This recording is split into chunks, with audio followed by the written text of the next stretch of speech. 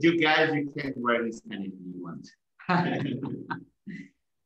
Welcome to this session with a giant of the industry. Yes, I'm really excited about this session in particular. Is like, I have been waiting so long for this particular session. Yes. I'm really, really happy that this happened. So let's introduce our... Yes, we're here today with New Frontier Data. Yes. And we have two guests today, Giadha DeCarcer and John Kagia. Giadha, welcome. Please, be our guest. Hello, everyone. Muy buen día, México. Es un placer estar aquí. I am Giadha DeCarcer. I'm the founder and CEO of New Frontier Data, and I could not be more excited to open the day of what I hope is the first of many more events focused on the cannabis market in Latin America and, of course, in Mexico. Let me start by thanking the organizers of this Cannabis Mexico Summit, putting together this great event so expediently with such great layers and aspects that we're going to look at through the next 4 days. Truly commendable. So thank you so much. I also wanted to thank Merida Capital Partners for supporting the industry, but also having such a global vision. In particular, I'm going to have a shout out to Francisco Padilla, dear colleague and friend, and Mitch Borokowitz, Merida's managing partner and one of our esteemed New Frontier Data board members and investors. When I started the company, when I founded New Frontier Data in 2014, what gave me the strength and conviction that I was doing the right thing, and believe me, in 2014, most people who knew me thought I had lost my mind, but that I realized that this market, this emerging market, was based on this unique plant that was already confirmed to have not only recreational aspects, but medicinal and industrial applications worldwide. After 7 years, I think its impact and reach has grown beyond what many of us imagined, some of us did, but it certainly has grown exponentially. And I'm very excited to see that in the next few days here at the Cannabis Mexico Summit, we are going to be looking at many of those complex and wonderful layers that this unique plant brings to bear, from the pharmaceutical aspects to the agriculture, to food and beverage, to investment, to the consumer phenomena that is the cannabis consumer. What's interesting is today the global cannabis industry is evolving in what seems to be very regionally focused centers of excellence. What's happening, even though there are dynamics that are true to the entire global industry, there are dynamics that are very particular to regions, where Latin America as a whole is emerging as possibly a cultivation center of excellence, possible an export hub, but certainly within which Mexico is going to be playing a very important role, especially given its very large potential consumer base and the trading opportunity that it presents. So to get us started on this educational journey and to give you much more data, which is what New Frontier Data likes to do, I could not be more delighted to present to you my long-term partner and colleague, Mr. John Kagia, New Frontier Data Chief Knowledge Officer, who will kick us off today with a macro overview of what's happening in Mexico in terms of the cannabis industry, specifically looking at emerging opportunities and challenges so that you can have this context as you continue to learn and gain insight into other areas and angles of the cannabis industry throughout the next few days. I will leave it with John. Please do tune in tomorrow at noon and Saturday at noon, because we will have two other New Frontier Data team members, Mr. Gary Allen and Mr. Esteban Rossi, who will also speak about the cannabis consumer specifically and agribusinesses in Latin America and Mexico. With that, John, I leave it to you.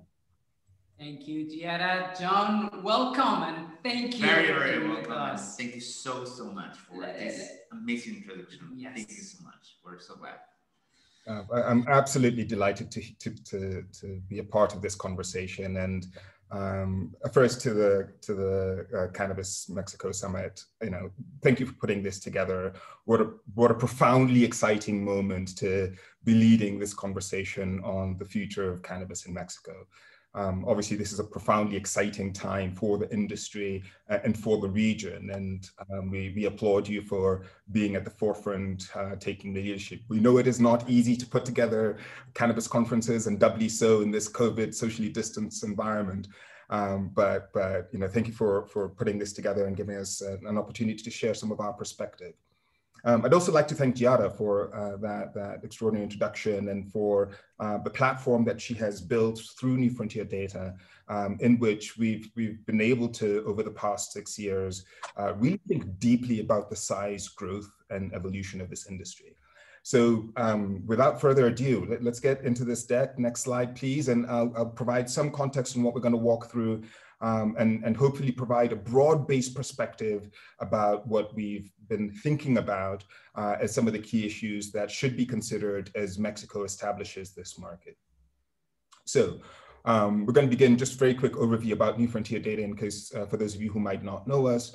We'll put what's happening in Mexico in a global context, because I think it's really important to understand how this wildfire of legalization is spreading across the globe. We'll talk specifically about where we currently think the size of the Mexican cannabis opportunity sits. And then we'll talk about some of the kind of socioeconomic implications. What happens when you try to flip this switch from illicit to legal? And then close out with what we think are some of the key pillars that have got to be robustly addressed if you're going to set up an effectively regulated and high-performing legal cannabis environment. So, next slide, please.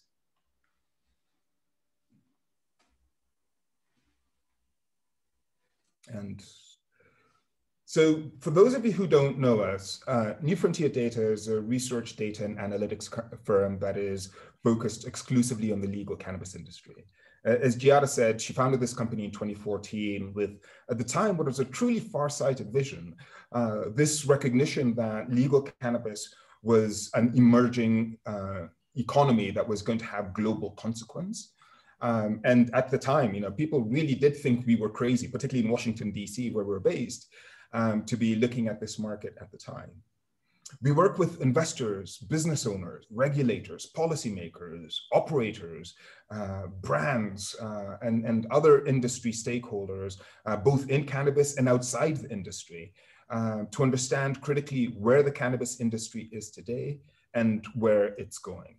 While we're based in the US, we're headquartered in the US, we've got teams not just in North America, but in Europe, and we're building a team in Latin America. And it's just testament to how quickly this industry has evolved that we've been able to kind of grow with it.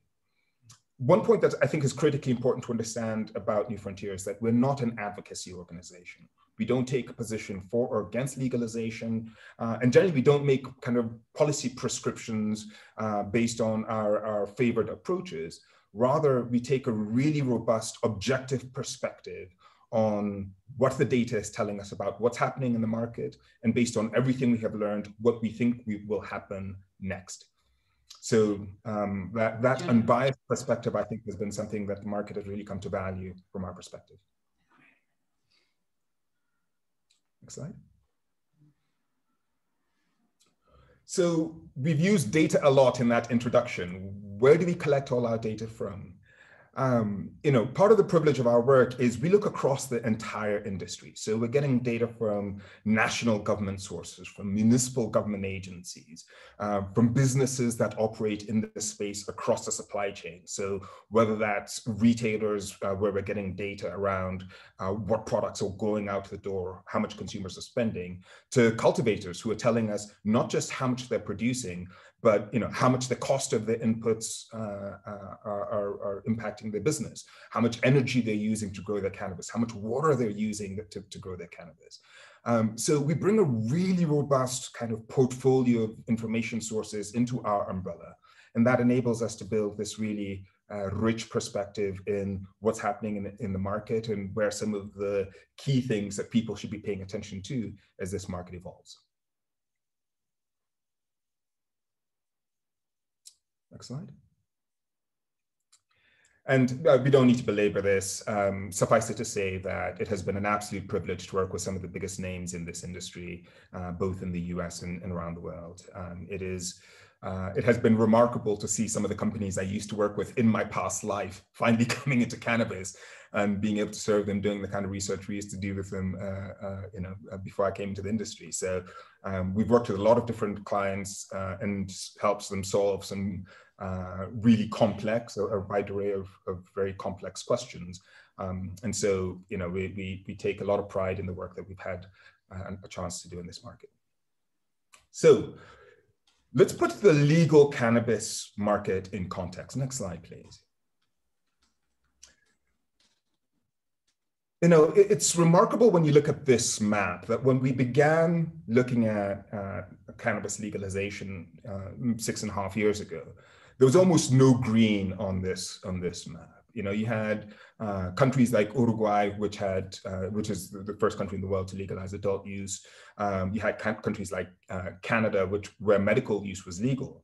But over the past few years, the pace at which both medical legalization, industrial hemp legalization, and now increasingly adult use legalization have begun to spread, I think is just profoundly reflective of this phenomenal cultural change that we're currently undergoing. And so just kind of 2 points that I think make Mexico really singular in this transition to legalization. One, it's only the second G20 nation to legalize recreational use or adult use, following Canada in that.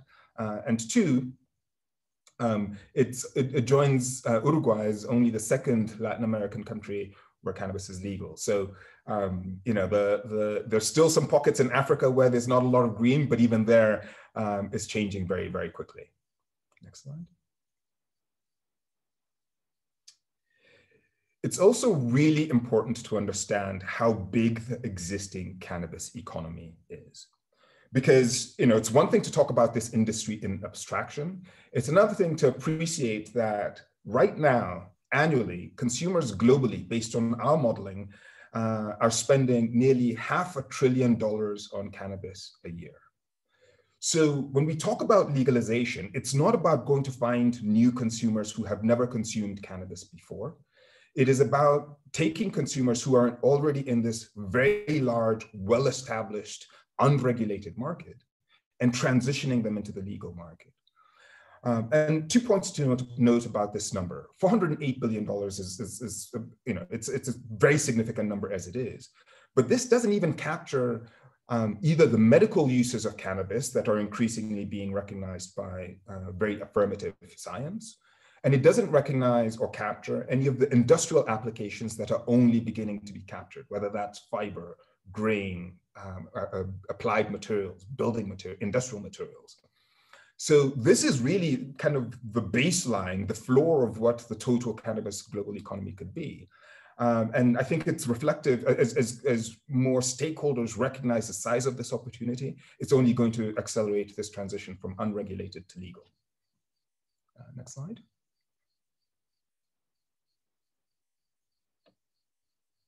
And so just to put that number in context, even as it currently exists in an illicit environment, cannabis is a huge market. It's only a little smaller than things like the beer economy at 600 billion or the cosmetics economy at 532 billion. And so again, just to underscore this point, this is a massive market as it exists. And the countries that are able to effectively make this transition to legalization, build well-regulated markets, are going to be uniquely positioned to capture the first big slices of this pie. Next slide.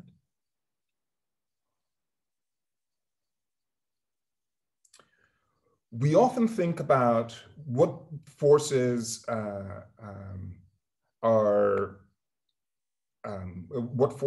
are shaping cannabis legalization around the world. And we actually update this slide about once a quarter based on the market dynamics. And I'll just talk very briefly about some of these. One is Mexico's transition to legalization. Why is it important? One, it makes North America the epicenter of legal cannabis. And speaking as an American, I never thought that America would be the one country that's sitting in North America where cannabis remains illegal. And we continue to see fairly strong resistance to having this conversation. But two, given the size of the Mexican economy, not only does it become immediately the largest legal market in the world, but two, I think there's going to be a lot of Latin American countries that are looking at this move in Mexico and going to start asking the question of why they are not doing it. We see this happen in other regions. It's absolutely going to happen in Latin America. Second, COVID-19, while it has been absolutely devastating for many aspects of the economy, has actually been a catalyst for very accelerated demand for cannabis. And so one of the things that we're expecting to see coming out of COVID-19, out of the pandemic, as we return to something resembling normal, is a much greater level of normalization of cannabis attitudes. And as a result, much greater interest in both legal cannabis and the products available in the legal market. So we think that Mexico has really timed this well in terms of transitioning to this conversation around legalization, given the changes in attitudes that we've seen during the pandemic. Third, there's a concept we've been talking a lot about called legalization is easy, regulation is hard. Mexico is about to go through this process, and I think it'll be a true test of how efficiently a country which has had a really robust conversation about legalization can make this transition to a regulated market. And the challenge always ends up being, how do you create regulations in a large and complex society where everybody's trying to get different things done? We often say, don't let the perfect be the enemy of the good. Set a framework that you can adjust, get going, and then make the changes as you go along. Because the longer the time you spend trying to create a perfect market out the gate, the more challenging it becomes to, one, get consensus, and then two, you lose really valuable time in getting the legal market going and getting it competing against the unregulated market. We've talked a lot in our work about this idea of cannabis being recession-proof, and this pandemic has proven that very robustly. Part of the reason why so many governments are now interested in cannabis legalization is that they have seen that even as you experience economic fluctuations, even as you experience economic turbulence, cannabis spending remains pretty consistent. It tends to be one of the last things that consumers cut from their budgets. And so as governments are looking to raise revenues, particularly after the devastation caused by the pandemic, I think there's going to be a lot of interest in looking at cannabis as a revenue source to supplement government budgets, which have been really, really acutely hit by the economic downturn. Next slide.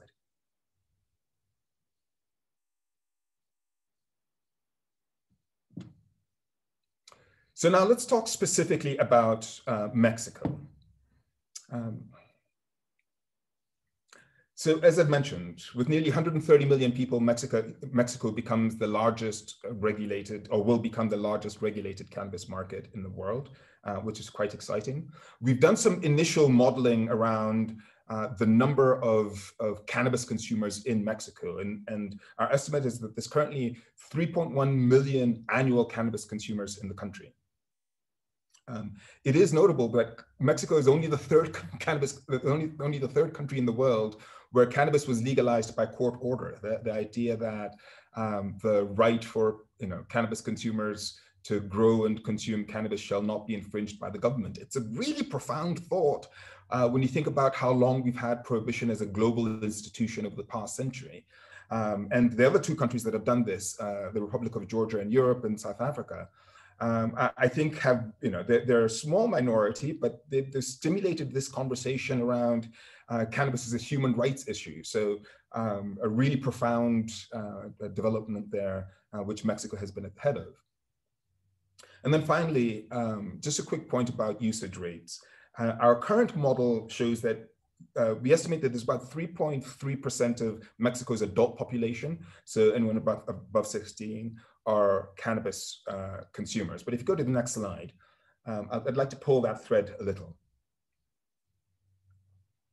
So with 3.3 million consumers, a 3.3% population consuming cannabis, 3.1 million cannabis consumers, we expect that if that is our baseline, the number of consumers will grow as the legal market grows. And here we're showing low, medium, and high estimates for the next 5 years through 2025. And you can see that these numbers actually grow relatively quickly. And we modeled this based on all of the other markets that we have seen go through longitudinal growth. And so by 2025, just 5 years from now, Mexico's usage rates could be, you could have as many as 4.5 million consumers in that market, or potentially even more. One of the things to understand about cannabis consumers, okay, great, we can actually talk about it on this slide. So based on that number of consumers, so going from 3.1 million to 4.5, we then modeled based on the price of cannabis currently in Mexico, how much the average cannabis consumer uses in a month. We estimated how much consumers would be spending, assuming legalization happened. And a few points to consider here. One, when you legalize, you do not immediately convert all of the consumers from the illegal market into the legal one. It takes time. And I'll use Colorado as an example.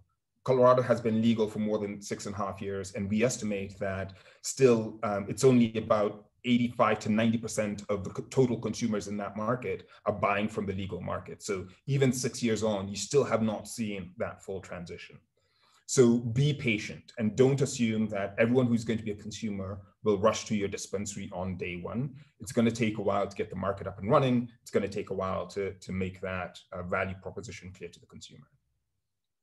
Two, the regulatory policies will have huge implications on how quickly this happens. So factors like how high you set the taxes, how difficult you make it to secure a license, where in the country licenses are issued. So if they're only concentrated in the major urban centers, then you lose out on all of the consumers in suburban or rural areas. If it ends up being purely a Mexico City enterprise, then you obviously end up losing a very significant proportion of the country.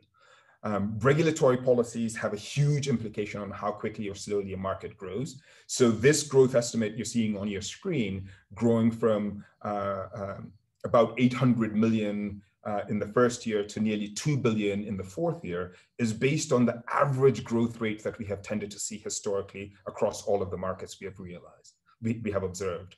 Some markets have grown much more slowly because the regulations have made it hard for the market to grow. Others have grown much more quickly. Final point to make here is, if you look at the year 4 number, at $2 billion, there will still be a $4.2 billion illicit market.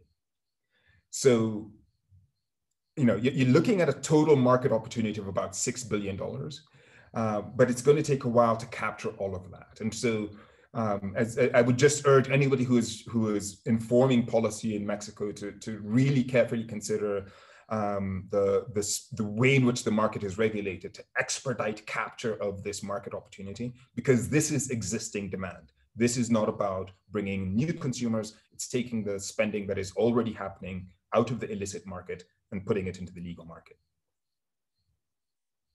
Next slide.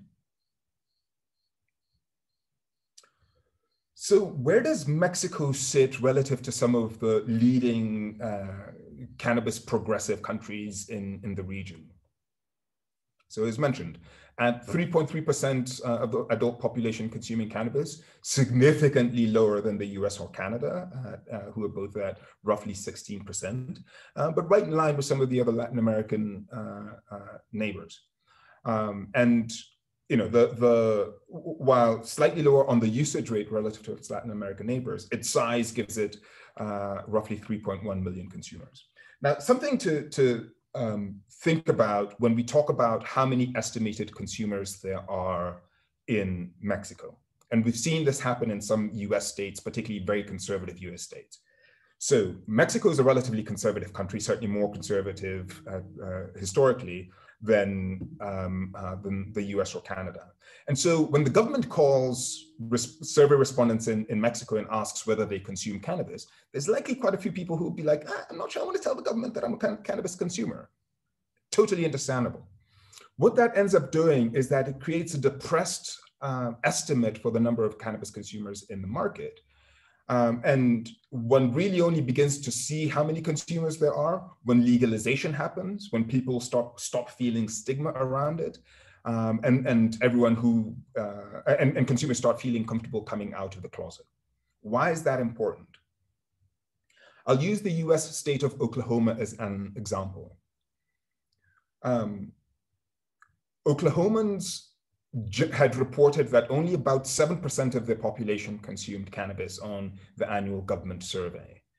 When medical cannabis became legal in the state, nearly 10% of the population signed up to be medical patients. So more people signed up to be medical patients than exist as cannabis consumers in the state of Oklahoma. That's just one example that we've seen where you've seen these outliers of very conservative states which had very aggressive, punitive laws. So if you got caught with cannabis, they would throw the book at you, where consumers were reluctant to admit their actual usage. And so when we estimate that Mexico may have a 3.3% or 3.1 million users, 3.3% usage rate, let's recognize that that may actually be lower than the actuals, and legalization will help us determine. It's a good number to reference as a floor, so the baseline that you would expect, but we would not be surprised if it ends up being higher than that. Next slide. So I want to talk a little bit about some of the socioeconomic implications and impacts of legalization. So first is tax revenue. This tends to get government officials very excited with the idea that, cannabis is going to be a cash cow for their governments. We're showing on screen, 6 years of legal cannabis in Colorado, where the state has collected, a state of 5 million people has collected $1.2 billion in revenue since it legalized. And in the most recent year, so in 2020, we expect that the actual tax revenue number is going to be closer to about around $350 million. This is real money. But two considerations here. Yes, cannabis can be a very important source of revenue, but it's critically important not to overtax cannabis, because remember, the consumers of cannabis already have a very well-oiled illicit market that they can get their cannabis from. And so the value proposition that the consumer is making is the legal market has a lot of benefits, and consumers love those benefits, being able to walk into a store, having great product selection, not having to feel like a criminal from getting cannabis from a sketchy guy in a dark alley. There's a sense of clarity that comes from being able to purchase cannabis the same way you would buy alcohol, tobacco, or groceries. However, for all of those benefits, they're not willing to pay 2 or 3 or 4 times the amount that they're paying in the illicit market. They're willing to pay a little more, but they're not willing to pay that much more. So generally, we've seen, in the US, the highest tax rate is in California, which averages out about 45 to 50%, depending on where in the state you are. And that's high. And that high tax rate has actually been part of the reason why California's legal market has underperformed relative to Colorado's legal market, where the average tax rate nets out in total at about 27%. So, and ironically, the lower you set your tax rate, the more money you're likely to make, because the faster you're going to be able to transition consumers from the unregulated market to the legal market. You can move to the next slide. Sorry, Roberta.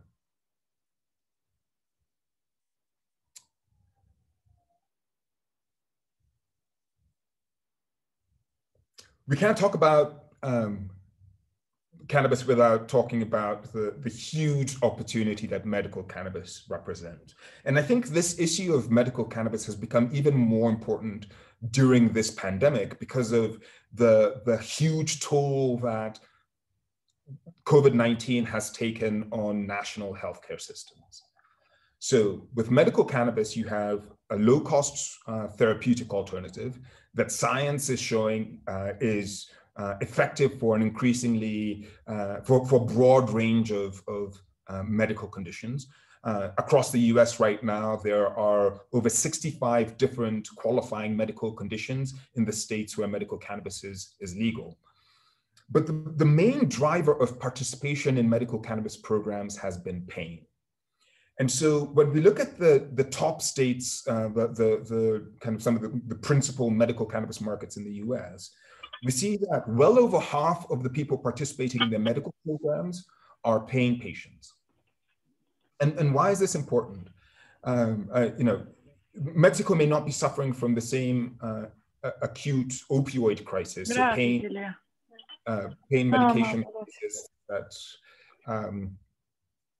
people in the US is facing. But to be clear, this idea of medical cannabis for pain management is a really, really robust opportunity, and something that we would encourage more education, particularly amongst healthcare practitioners, about how medical cannabis can be used not just to treat pain, but also for things like cancer, for epilepsy, glaucoma, arthritis, etc. Because there's a lot of patients who are finding acute relief from medical cannabis, but it's also helping dramatically lower how much they're spending on prescription medications. By our analysis, the states where medical cannabis is legal reduced by 11% their government spending on pain medications. So this can have a really meaningful impact on government budgets, not only by bringing in tax revenue, but also by reducing expenditure on conventional pharmaceuticals. Next slide.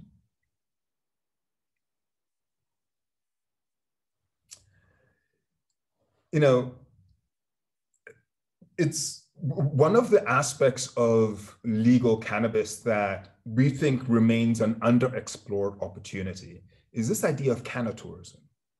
So Mexico is the seventh most visited country in the world. According to the World Bank, nearly 100 million people visit the country each year. Based on what we've seen from other states in the US, where particularly major tourism destinations, including Colorado as a good reference example here, about 8% of the visitors to Colorado participate in the medical cannabis program in the state.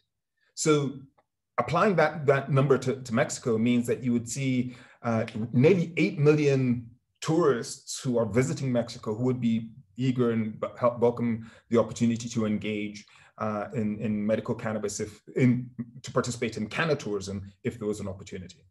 So why is this important? Given one, the scale of Mexico's tourism economy, the impact that COVID-19, that the pandemic has had on global tourism, and then three, the very significant rebound that we expect when the world reopens, we think Mexico is uniquely positioned to build a cannatourism economy just because of the diversity of the country's tourism offerings and the fact that it is a leader in this idea of in establishing a legal regulated market. Now, I think it's going to be critically important that you get the regulations on how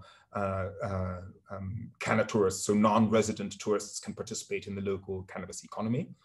But it's something that candidly very few markets have done. We see places like California starting to set up tourism resorts. We know that there's a robust conversation happening in places like Denver right now. But we would challenge the thought leaders and entrepreneurs and policymakers in Mexico to consider this as a both robust additional opportunity within the cannabis economy, but also a way to accelerate the recovery of your tourism economy as you try and come back from the damage that was inflicted by the pandemic. Next slide.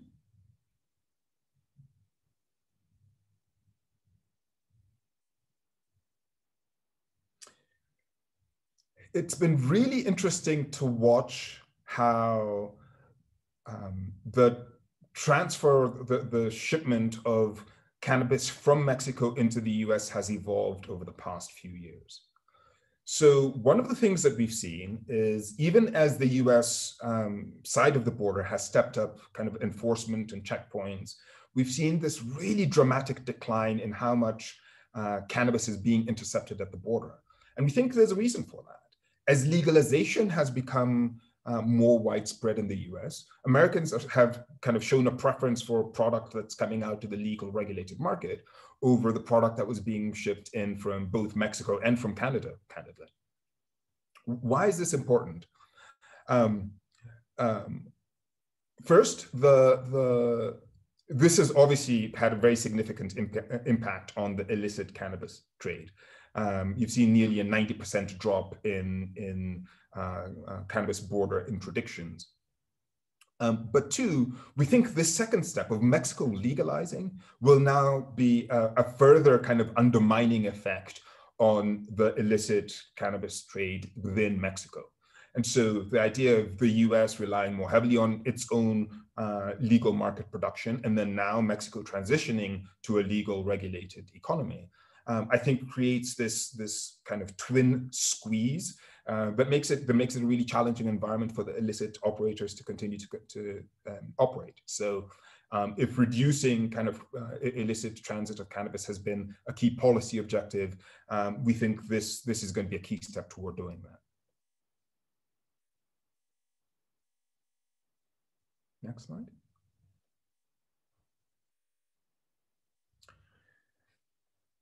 It is worth noting that while legalization broadly does dramatically reduce the amount of law enforcement related to cannabis, and here showing Colorado again because it's the longest established adult use market, you've seen this really dramatic decline in the number of people who are getting arrested for minor possession charges because it's no longer illegal to possess it broadly.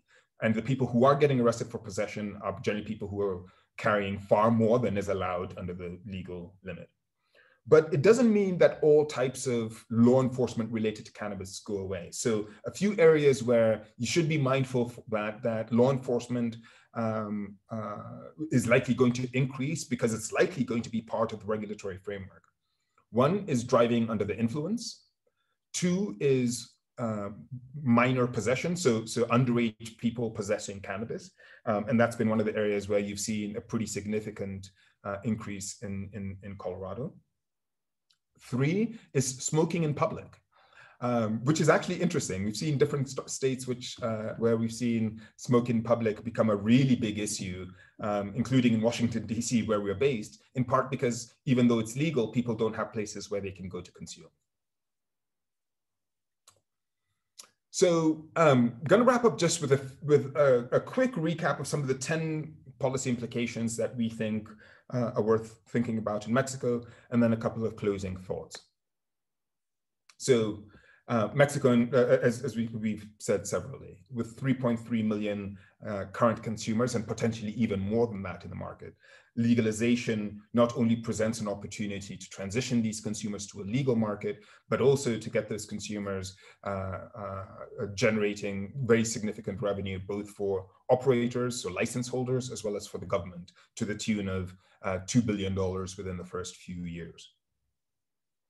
Within that, Mexico's legalization can be a huge catalyst for new job creation across the supply chain. The cannabis industry doesn't just need people to grow it and to sell it. It will need people across the entire industry. So people to process the value-added products, people to make the edibles and other ingestible products. It will need accountants and lawyers, and who are specialists in the law. It will need market researchers like New Frontier Data. So for those of you who might be looking at opportunities in the space, don't just think about these as opportunities that are plant touching. This is an entire economy that is being established, and there's going to be opportunities across the entire ecosystem. Obviously, challenging the cartels is a key policy priority for the government, and we would just say this. The faster you get from passing the law to establishing a regulated market, the more challenging it is for the illicit operators, the cartels, to establish a grounding in this market. So we find that in the markets, in the states where you have a long lag time between going legal and beginning sales, the illicit market tends to move in and become very well established. And then the legal operators have a much more difficult time competing. So the faster you get from legalization to activation, the more successful the legal market tends to be. And then finally, yes, you will see a reduction in law enforcement, but it doesn't mean all law enforcement goes away. And so, just expect that there will continue to be some aspects of cannabis prohibition in this regulated market. So go ahead to the next slide.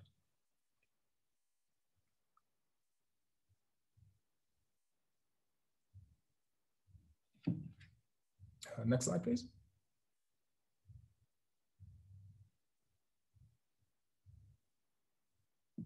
There we go. So one of the biggest challenges that every government that legalizes faces is how do you balance this tension between an effectively regulated market and one which can compete against the illegal market? And we think the key way of doing that is with effective taxes, which I think should be a key priority.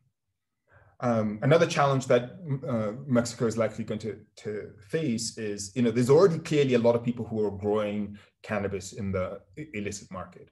How does one secure a home for those people in the legal market? It's not an easy question to ask, but it also makes it easier to, one, get the market up and running, and two, harnessing what is already kind of local expertise, local knowledge, and a local economy.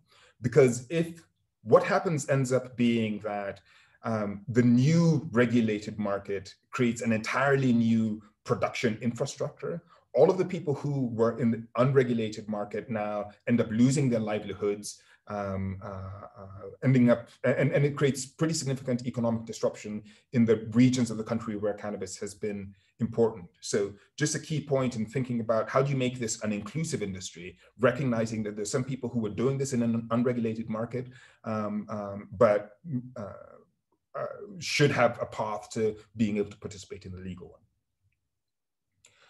Another key challenge is, how do you define who has jurisdiction over this market? So is it the Ministry of Health? Is it the ministry? Is it going to be the finance and tax agencies? Is it going to be an entirely new agency set up to govern this? Is it going to be the Department of Agriculture? Or do they all have pieces in managing this industry?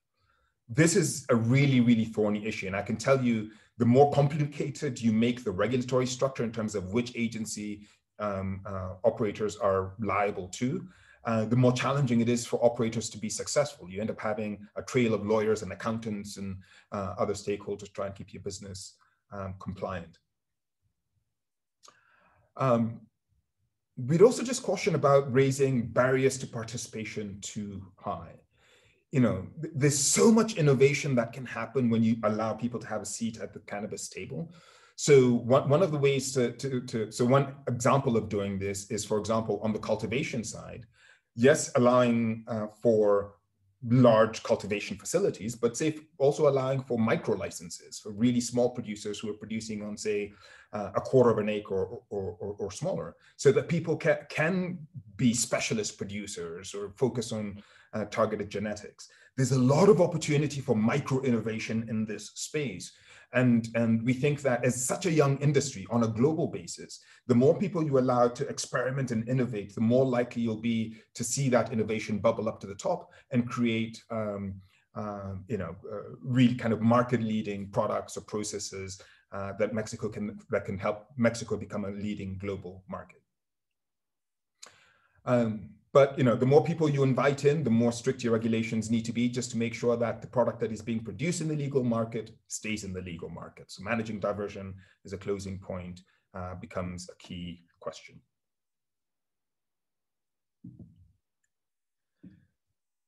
As such a young market, there's a lot of areas for further analysis. And so I'm not going to go through all of this, but suffice it to say, we don't often have as societies an opportunity to watch a switch gets flipped that turns on an entirely new economy. So all of these issues, from how big is the market, how many jobs are going to be created, what is the impact on tax revenues, what is the impact on the healthcare system, how can Mexico leverage cannabis as a vector in sustainability? What does the global market for import-export look like? These are all critical questions that need to be answered, and we don't have the answers to them yet.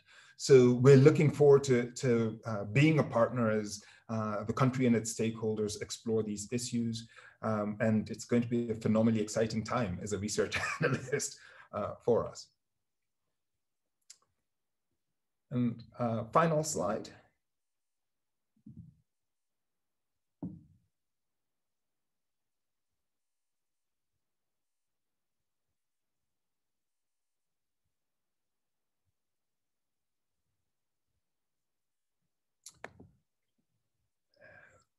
A closing thought. From all of the work that we have been doing as New Frontier Data over the past 9 years, so just back up one.